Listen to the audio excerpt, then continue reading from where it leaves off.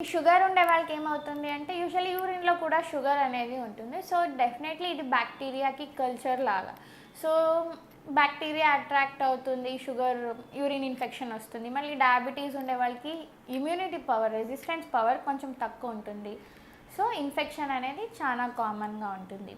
మళ్ళీ కిడ్నీలో స్టోన్ ఉంది లేదా యూరినరీ బ్లాడర్‌లో స్టోన్ ఉంది అంటే ఇది ఫారిన్ బాడీ. ఎక్కడైనా బాడీలో ఫారిన్ బాడీ ఉంది అంటే అక్కడ బ్యాక్టీరియల్ డెవలప్‌మెంట్ అనేది ఉంటుంది. సో, మళ్ళీ ఇన్ఫెక్షన్ వచ్చే ఛాన్సెస్ ఉంటుంది. మెనోపాజ్ అంటే ముట్ట ఆగిపోయిన తర్వాత బాడీలో ఈస్ట్రోజన్ హార్మోన్ అనేది తగ్గిపోతుంది.